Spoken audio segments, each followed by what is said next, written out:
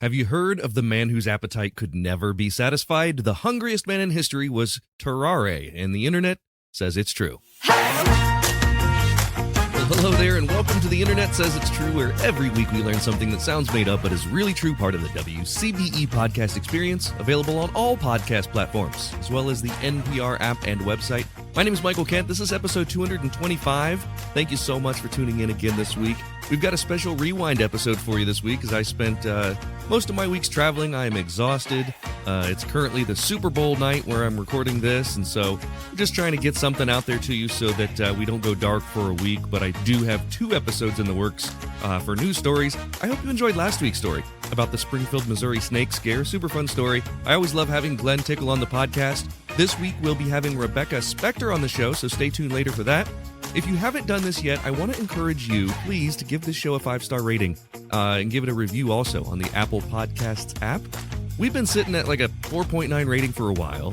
I'd love to bump that up to a 5 if you could. So if you think this is a 5-star podcast, please help me out by telling the world. And that's the Purple Podcast app, the Apple Podcasts app. And it really does help out by getting this show to show up in more people's suggested podcasts. If you want to become a super fan of the show, I call them Tizziters. You can do that at patreon.com/Michael Kent. That's really the best way to support me here. This is obviously an independent project. We are part of the WCBE podcast experience, but that does not pay me anything. That's just another way for people to listen to the show. So since this is listener supported, the best way to support me, it's easy and expensive to do so, is by joining Patreon.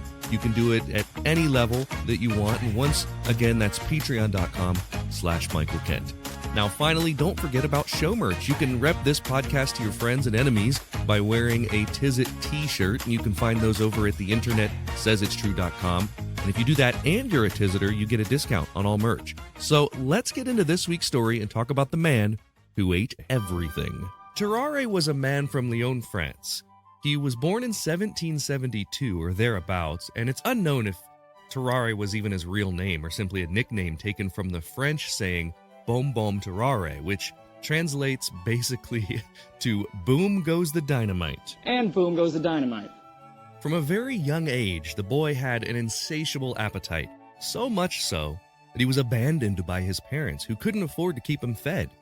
How much was this kid eating? Well, as a young kid, he would regularly eat 1/4 of a cow, more than his own body weight. And he would do so and never gain weight. He was always a skinny kid, so his parents, just out of self-preservation, kicked him out.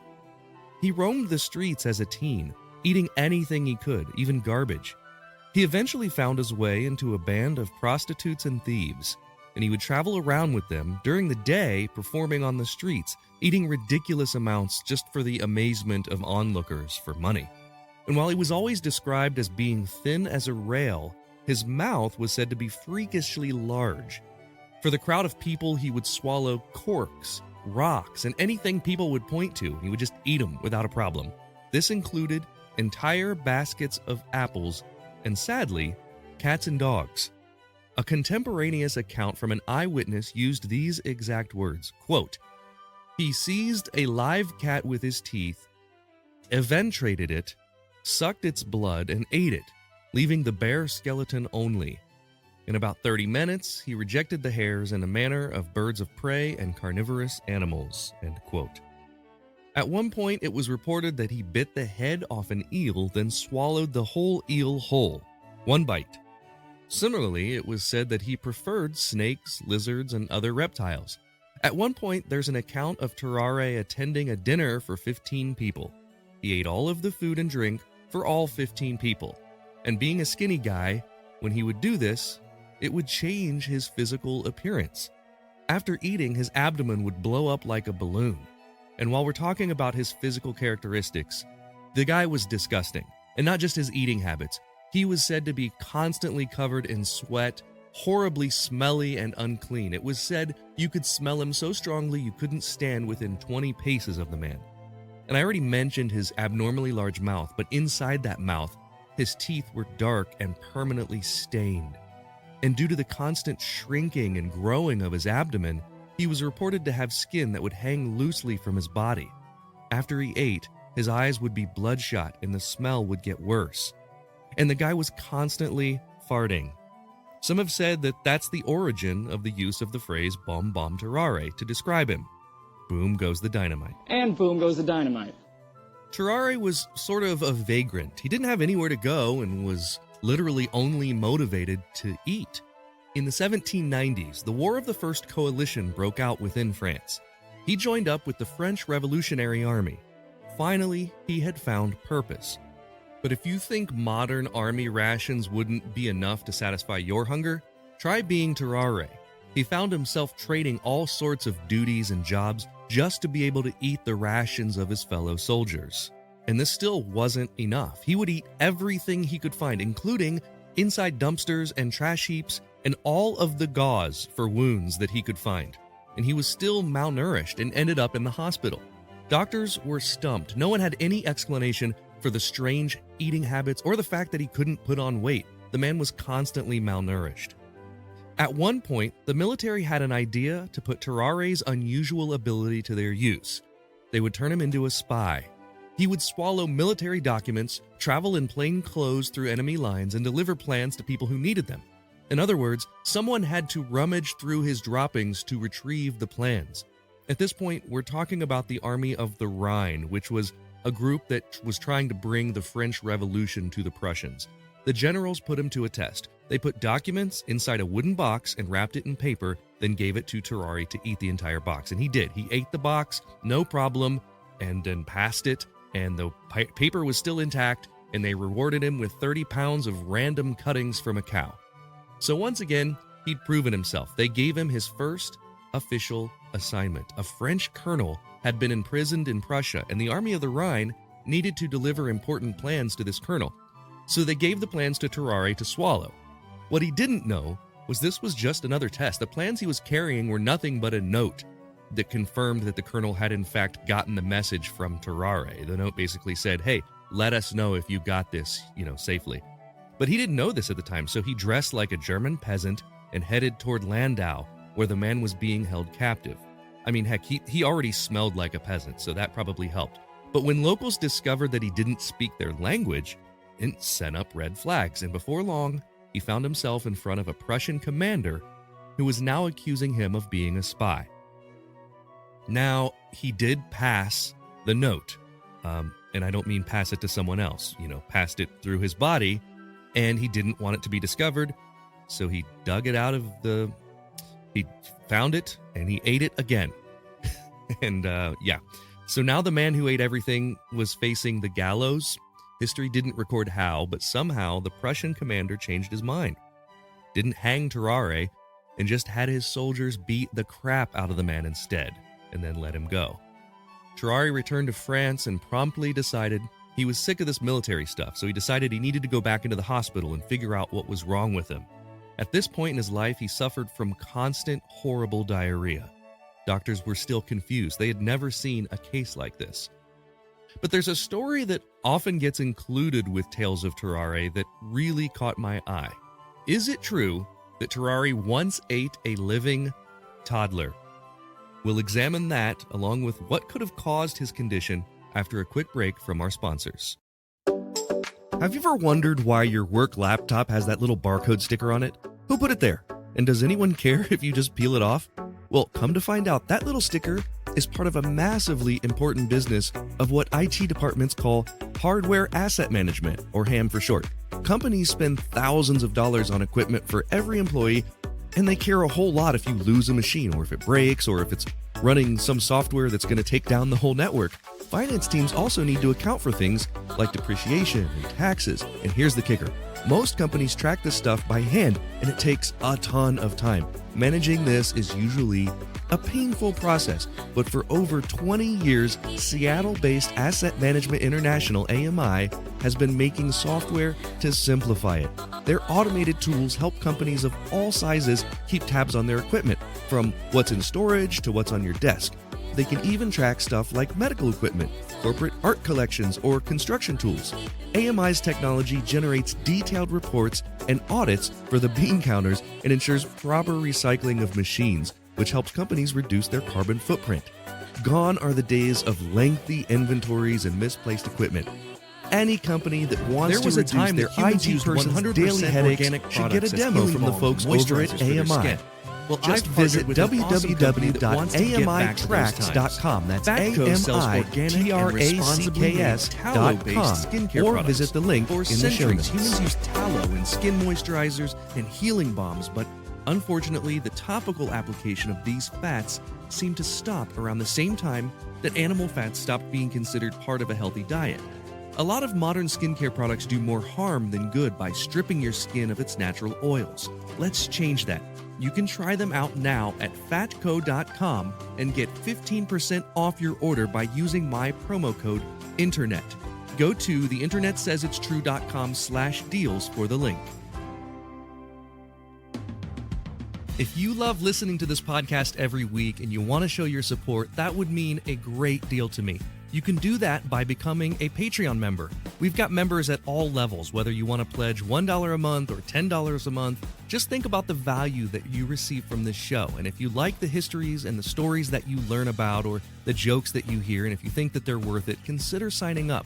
For that, you get every episode ad-free and a week early, access to bonuses like the unedited videos of the guest appearances, and 20% off all merchandise. You can sign up today at patreon.com/Michael Kent. That's patreon.com/Michael Kent. Much of what we know about Tarrare comes from the accounts of his doctor, Pierre-François Percy. Percy was the surgeon-in-chief at the military hospital. But some of the rumors about Tarrare came from other people at the time, and one of them was about a toddler. At the same time Tarrare was in this hospital, a 14-month-old boy disappeared. Many people nearby suspected that the boy was eaten by the insatiable Tarrare, but there was never any proof of that, and so he's never formally accused. So we don't have any evidence at all that this was true, but there is this fact. He was known to sneak into the hospital's blood storage and would drink the blood. That has been documented. He was also accused of sneaking into the morgue and feasting on the bodies of the dead. Gross. So maybe it's not that much of a stretch to believe this guy ate a kid. We'll never know. But so he wasn't formally accused, the hospital, including his doctor Percy, believed that he ate the kid. So they made him leave the hospital. And 4 years later, Dr. Percy got word that Tarrare wanted to see him. He reluctantly visited Tarrare, who was now in a hospital in Versailles, and found him bedridden, ill, and still experiencing constant gastric distress. The diarrhea had never stopped, and to make matters worse, he told Percy he had swallowed a golden fork a few years earlier that was causing him horrible pain. Percy had tried everything with no success, and he now recognized that Tarrare was suffering from another ailment, an advanced case of tuberculosis. It killed Tarrare within days of Percy's arrival. The details about his autopsy are pretty gruesome. They talk about how quickly the body decayed, how it was rotten on the inside and filled with pus and just lots of ulcers. They never did find a golden fork, but they also never finished the autopsy because the smell was so bad. So sadly, we'll never really know exactly what made him this way. The word for what he experienced throughout his life is polyphagia, an abnormal appetite that just never goes away. But that's generally a symptom, not a cause. The cause could be a lot of different things: parasites, blood sugar issues, brain chemistry problems. These are just a few of the possible causes. But next time you eat so much you don't think you could possibly eat another bite, go ahead and load up that fork and do it for Tarrare. And boom goes the dynamite. And of course, it's that time. It's time for the part of the podcast where I call a friend. Today I'm calling a relatively new friend. Rebecca Spectre is very new, relatively speaking, to the art of magic. Just been doing it for a few years, and but already performing in a way that exceeds her years, I think.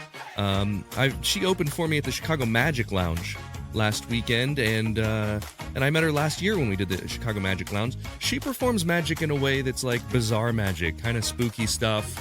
It's really cool to see someone who's new to the art. who's picked a genre and picked a style of performing. That's always great to see. And I'm happy to have her on the show. Rebecca, thank you so much for coming on the podcast. It's great to see you again. Thank you so much for having me, Michael. I am so thrilled to be here. I enjoyed working with you last weekend. Was it last weekend? No, 2 weekends ago at the Chicago Magic Lounge. And you do a sort of a bizarre, spooky style of magic. What led you toward that path? Yeah, I think that was just always my style and always what I was interested in. I also had sort of an untraditional path toward doing magic seriously. And so, like, my number one influence, what has always been the amazing Jonathan, because they used to syndicate his specials on Comedy Central when I was like 8. And I was like, well, that's great. And so I think it's always sort of been there. It's always been sort of that association for me. And it's just what I'm interested in. I think both aesthetically and sort of thematically. Yeah. And there are a few magicians that really you could pull a lot of inspiration from, like Rob Zabrecki, it comes to mind, and Todd Robbins, and some of these folks that have done, a sort of a spooky style performance. It's not a very common thing. And so what I was just mentioning was that it's nice to see someone sort of carve out a niche in the beginning. It's really hard to figure out your voice in performing. And that's one of the things that seems like you already have a great start on, is like finding out kind of what works with you and what doesn't work with you.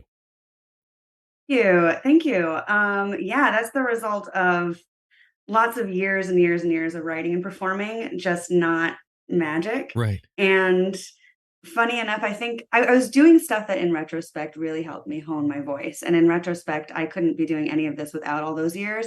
But at the time, I didn't really know. I didn't really feel like I really felt like I was having trouble finding my voice.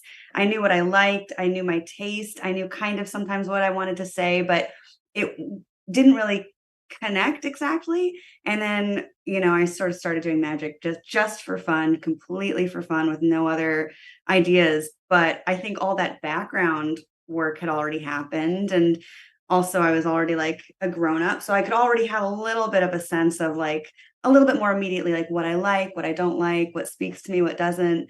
And now it's exciting because now I'm a few years in where I can really sort of do that with like routines. Like now I have an even quicker sense of like when I see a routine, like, oh man, that's awesome. That's not for me though. Or, oh, I kind of like that. And definitely I can make it work for me. So let's see what, so now that sort of sense is getting even sharper and more honed, which just lets me kind of work more efficiently, which is nice. Yeah. I always say, when it comes to creativity, putting constraints on your creativity is the best way to help you, guide you along the way, is knowing what you aren't, so that you can sort of get those things out of your mind and move in a direction that's congruent with what you are. All right, Rebecca, let's get into this. The first question, we're actually going to play for a joke. So if you get it wrong, you've got to tell me a joke. And if you get it right, I'll tell you a joke. Here is your question. Tarrare was a French man in the 18th century who was known for what? A, eating ridiculous amounts, including piles of garbage and entire live animals. B, being born with a face on the back of his head. Or C, having 3 arms. I don't know if I should be proud or ashamed that I for sure know the answer to this just from knowledge. But A, he would eat all sorts of things. And I'm sure you're going into this in the episode, but he would eat all sorts of things. That is and absolutely we suspect, yeah. You got it right. Yeah, all kinds of weird stuff. And yeah, we tell the story of all the famous exploits, including the suspicion that he may have eaten a toddler at one point in a hospital, which, it's really hard to verify any of this stuff. It's 1700s, they're not the best records, but his doctor did keep really, really intact records of a lot of these exploits. So I owe you a joke. So every 10 years, the monks in this monastery are allowed to break their vow of silence, right? They get to speak 2 words. And 10 years go by, and it's one monk's first chance. He thinks for a second, and he says, food bad. And then 10 years later, he says, bed hard. It's the big day, right? A decade later, he gives the head monk a long stare and says, "I quit." And then the head monk says, "I'm not surprised. You've been complaining ever since you got here." I like that. That's a good one. Yeah, fun one. I like that a lot. Well, thank you for that joke. Yeah, you're welcome. You're welcome. I was looking for food jokes, and there was the word food in there, so that's probably why it came up, but it made me laugh, so there we go. I like that a lot. Sometimes it's hard to find like topic-specific jokes. They're all like the joke book style jokes, and they're some of them are just so bad they're not even worth saying on the pod. But sometimes they're so bad they are good. So you were talking about your background before you got into magic, and our listeners are probably asking the question, what was that? Yeah. So I always knew I loved writing and performing, and I just sort of spent like a long time sort of trying out different ways of doing that. I was a theater major with a concentration in TV and theater and film writing, and then got out of college. I started a theater company here in Chicago with some friends, and we took it to Steppenwolf and created different shows. I would act in those. And then I had a little group where, I was never involved in improv directly, but my friends were. And so I had some friends in improv and the sketch comedy world. And we had what I call like a weird performance arty comedy group. And that went on for a couple of years in Chicago. We took that off Broadway, got a grant to do that, which was really, really fun. And every time I would do stuff, I felt like I was getting kind of closer and closer, but there was something that it wasn't quite feeling right. And I think for me personally, it's sort of, it goes down to two things. It's like control and constraints. Like the first one, I love acting because I love performing, but the issue of control, I felt like it's such a lucky thing to get an audition for a project that you actually connect with, and then to get a role that you actually connect with, and then to have a director and a team that's smart that you connect with. And, and if you don't, then you're still spending 6 p.m. to 10 p.m. like after work, if you have the job, day job, which at the time I did, maybe playing a role that you maybe, you might just be playing a tree in someone else's project, which may or may not be making you feel fulfilled. So I went into the space like, okay, I want more control. I want to, even if I'm performing for fewer people or for a shorter amount of time, I want to like direct those words. So then, we get into the sketch comedy group, and we were this bizarre little group, and we got to do what we wanted and stuff. And that felt, and then I was like, well, stand-up really makes sense. My whole life I've been fascinated by stand-up. I did it a bunch in college. It's just 4 minutes. Who knows what the crowd is, but you have ultimate control. But then we get into that issue of constraints, which I personally really work best with constraints. Yeah. And so it wasn't feeling right. And the narrative with stand-up is that the narrative with a lot in our capitalist society is it's supposed to be hard and it's supposed to be unpleasant. And, so if it's unpleasant, that means you're doing it right. So even though it like really I wasn't, so then I started doing magic for fun. And then I was like, oh, you're allowed to go to lectures where they just tell you this stuff. So I would go and I would take notes. And then I met people there who told me about clubs and magazines. And I was very specific with myself. I was like, we're not going to have any magic goals. We're not doing this for a reason. We're not, this is just for fun. And well, there you go. It's too bad you're not. It's too bad you're not in a city that supported, sketch and improv more. I know.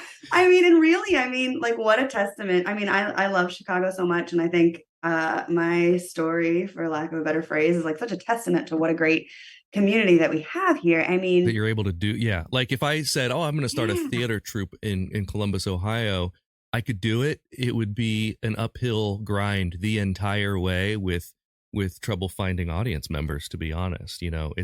It's really tough when you're not in a large tourist city to bring in people to see entertainment. They want to see entertainment. It's just that, everyone's tired at the end of the day and that they won't make the time. Anyway, let's keep moving on, Rebecca.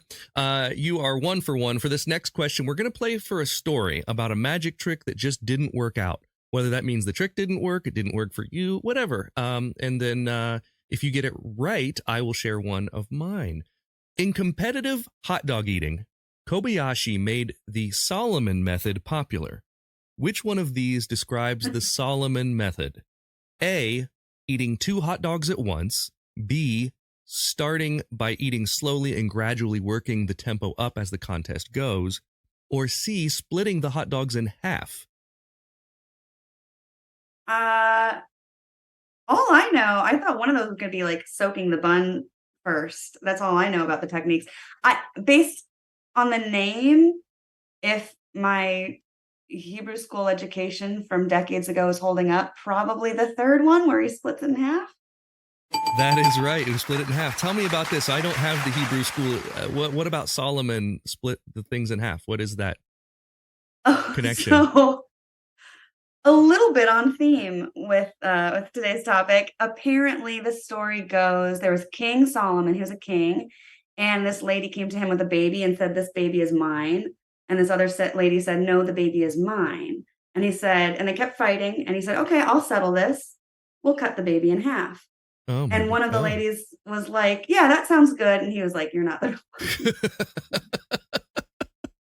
And then he dipped it in water and ate it. Yeah, exactly. Yeah, the Solomon method involves splitting the hot dogs and buns in half before eating them. This makes the throat act as a conveyor belt. Takeru Kobayashi tears the hot dog in half and places each half in both corners of his mouth, since the molars are used for grinding and chewing large pieces of food. And it's something I didn't know that he did that. I mean, I've seen them all dip the water, and I think they all pretty much do that now. But yeah. So, okay, let's say a trick that didn't work. I may have told this on the story in the show in the past, but I had this notion, and this was probably at least 10 years ago. No, it was more than that, because this was early on in my college performing career. So we're talking, this was maybe like 2005, 2004, 2005, something like that, a long time ago, almost 20 years ago. I thought that there was like this huge cult following for the Golden Girls, which was in reruns at the time. And so I had this idea of using.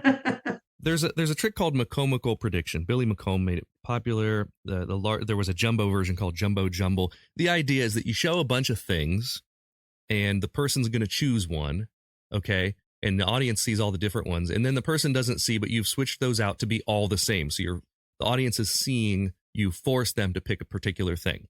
They pick it, they hold it up against their body, and then you have a prediction that you've made. Well, the audience is like, haha, he stacked the deck in his favor, and the person on stage doesn't know. Well, then the thing that the person chooses is different, which is the big surprise. Like, how'd that happen? And then you look at your prediction, and it has also changed to match the mistake. So I did this with characters from the Golden Girls. I had 8x10s of all the characters from the Golden Girls. And so many references, Stanley Zbornak and Cheesecake and all these things. And the audience did not give an F. They didn't know what these people were. They didn't care. This was Aquinas University, and this was, like I said, early 2000s, mid 2000s, and the whole thing was crickets, and it was me basically rushing to get the trick over with because these people were saying, "Why is he holding it? Who are these old ladies? Are these his aunts? What is this?" And so I never did it again, and I don't think that's fair. I think I need to give it another shake with different audiences, and I guarantee there are people out there that would enjoy this. I just, I quit, and I don't even have the 8x10s anymore. So that was my trick that didn't work out. Man. I thought it was going to be so good.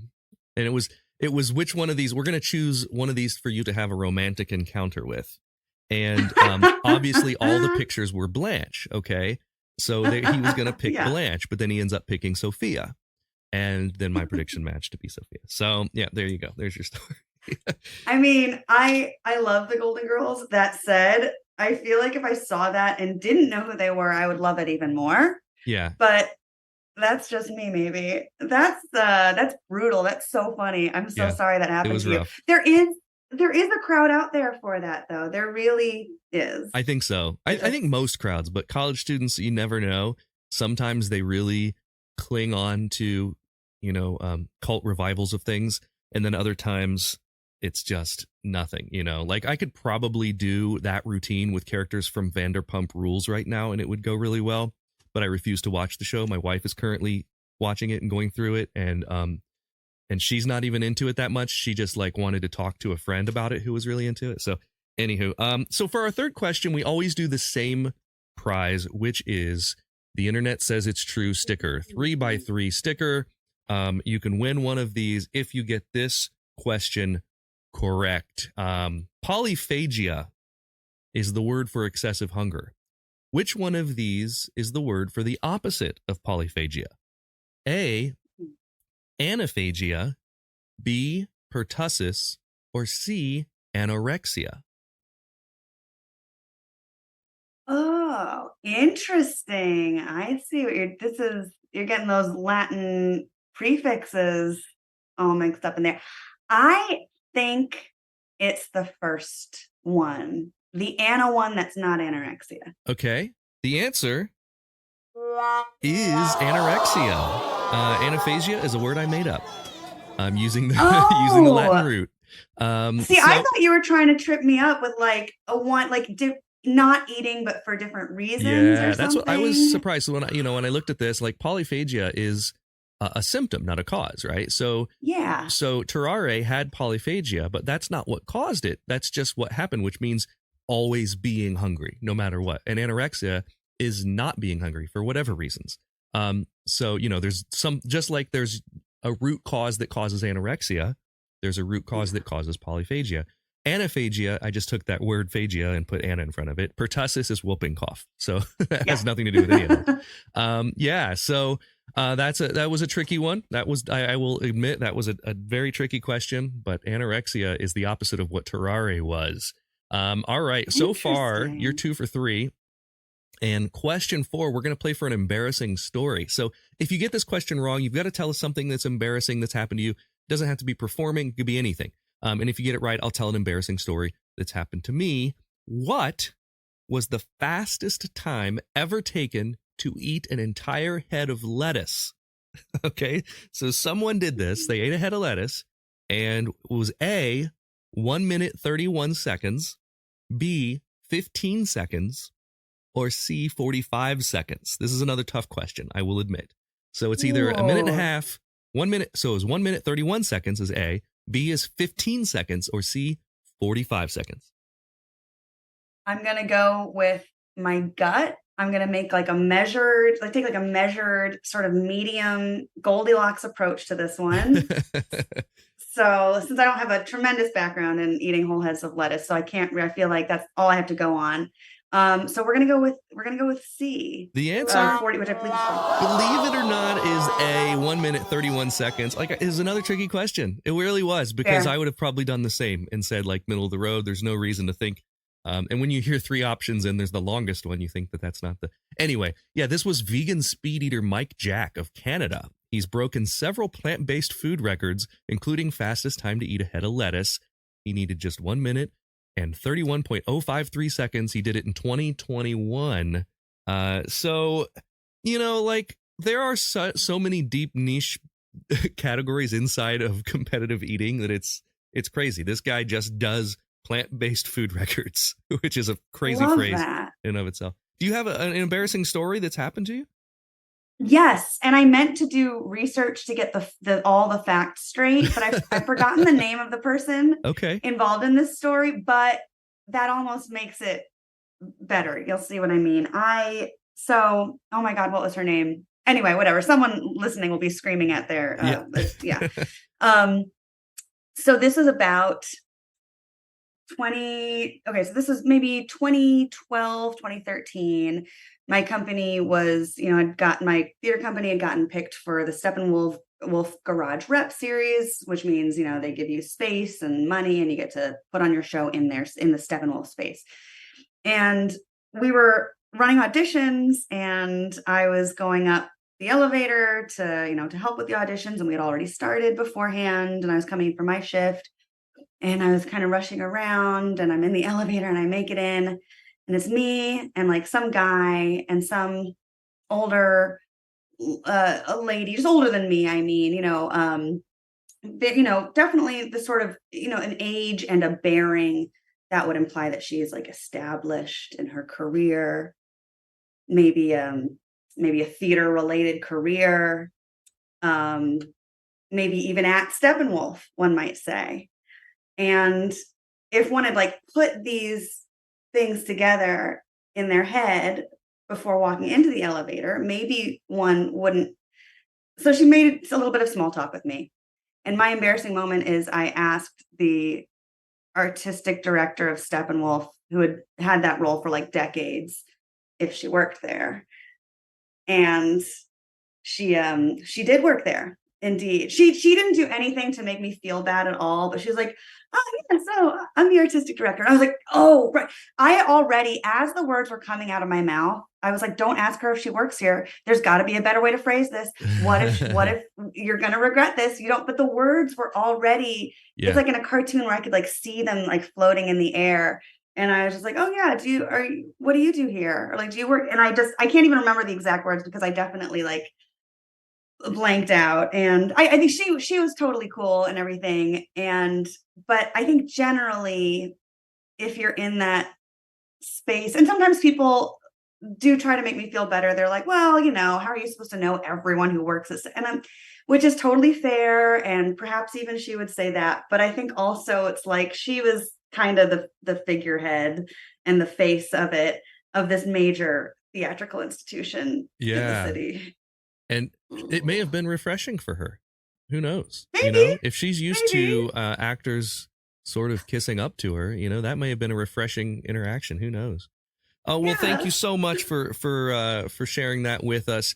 You are currently 2 for 4, but this one can turn it all around. This is the last question. It's for all the marbles, Rebecca. If you get it right, you're welcome back on the podcast anytime. But if you get it wrong, banned for life. There will be no more. Fair. Here is your question. This one is not a multiple choice. If you could travel back to the past, what would be the first dish that you would eat? You know what, man? So this is one of those questions. I do wish. I mean, I hate having to pick just one. Yeah. I am tempted.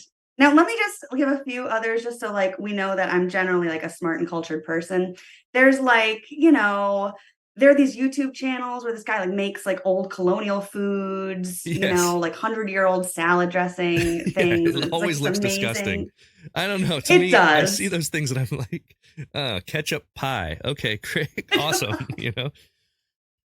Yes, that's a great example. I always get curious about those, and I always get curious as to whether like produce at all tasted different back then. And these are the sort of smart things that I think about. That said, I was merely a child when McDonald's stopped using beef tallow in its French fries. Whoa. And yeah, because I would just like to make a quick plug for our sponsor, Fatco, which makes skin products out of tallow, just so you know. Yes. Okay. I heard that on the last episodes, and maybe that's what like subtly influenced me. I didn't know that they ever awesome. did use beef tallow or stopped using beef tallow. So you think if you could go back, and by the way, that is a right answer. If you could go back in time, it would be really interesting to do a taste test between old McDonald's fries and new McDonald's fries. But you think you can remember the taste of their old fries? I cannot actually, which is why I want to do this. So there was like a whole This American Life episode where they delved into this. Why they went away from beef tallow was sort of like nutrition theater. It was like, oh, we're making things healthier. It didn't actually make things healthier, but it placated the people who wanted them to stop using. Oh, I guarantee it was 100% a cost-based decision. Yes.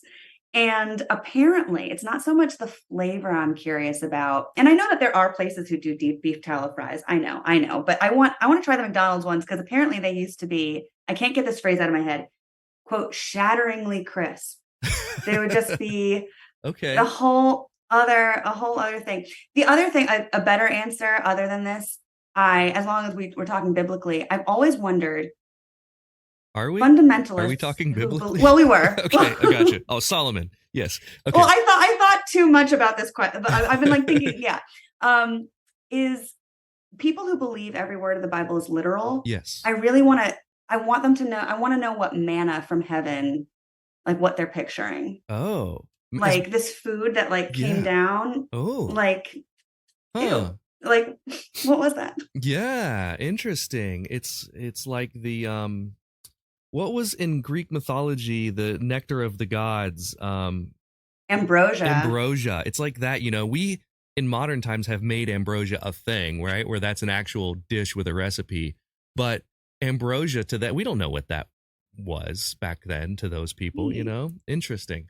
So I thought about this one too. And this is very strange because we didn't talk about what we were going to say for this or anything beforehand, but mine is also a McDonald's thing. If I could travel back in the past, and okay, I feel the need to do a disclaimer like you did. I love all different types of foods. I'm not sure that there is like a particular cultural food that I haven't enjoyed. I like almost everything. French food, I haven't found anything I like French food yet, but I specifically love different like Asian foods and things. And but McDonald's pizza was amazing.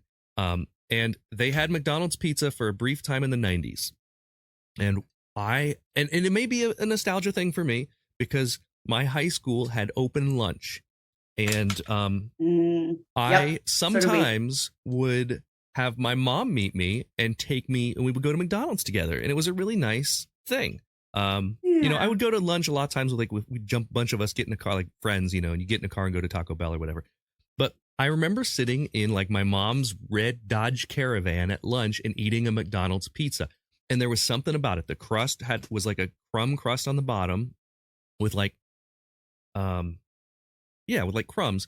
And I don't know, there is apparently one McDonald's in the country, I don't know where it is, that still serves the pizza, but I don't even think it's the same pizza. I would love to have another taste of that type of pizza, of that, like, you know, it was just unlike any other type of pizza. And I'm a pizza connoisseur. Like, I freaking love pizza. So that's my answer. McDonald's pizza. Even when you look it up and find pictures of it, it brings me back because it looks different than anything else. So there you go. Well, there's no replacement for no, absolutely. And nostalgia is probably most of the things that I really love in my life are because of nostalgia. And the older I get, the more nostalgia becomes important to me. Rebecca, it's been awesome having you on the podcast today. Can you tell us what, like where people can find you, like where you're performing and where they can see you work? Yeah. So I'm a house magician at the Chicago Magic Lounge. So if you're in the Chicago area, you can often come and see me either at your tables or on stage or in the 654 Club. I also perform around town. So definitely if you're in Chicago, come check me out, get in touch, and I'll let you know my upcoming dates. I always put my upcoming dates on my Instagram, which is Rebecca Spectre Magic. It's spelled just the way it is here and in the descriptions. You can also just kind of type in Rebecca space Magic space Chicago, and hopefully that'll land you there. Because sometimes the last name trips people up. That's Spectre, Spectre. For those of you that are listening without looking at the show notes, it's Rebecca Spectre. Search for that on Instagram. You'll see all those dates. Thank you so much for taking some time today to join us, and I hope to have you back sometime. Thank you so much. That would be awesome. I had such a blast. Thank you so much, Michael. This is just so much fun. Thank you. Awesome. You're welcome. Well, that's the show for this week. I'd like to thank Rebecca Spectre for being my guest. Here's the voice of a toddler that was not eaten by Tarrare. Thank you for listening to The Internet Says It's True. To listen to episodes ad-free and a week early, support us on Patreon. You can do that at patreon.com/Michael Kent. If you learned something just now that you didn't already know, go to the Apple Podcast app and leave us a review with 5 stars and a few words. That helps us a ton, because that's how the algorithm works. I don't know what an algorithm is, but just do it. See you next week for a brand new episode of The Internet Says It's True! The Internet Says It's True would like to thank the Patreon subscribers whose monthly contributions help to make this show possible. Sean Brown, Joshua Endress, Dallas Ray, Bryce Swanson, Eugene Anderson, Jim and Joanne Martin, Mitch and Andrew Joseph Kemplin, and the show's official Emperor Kick Track.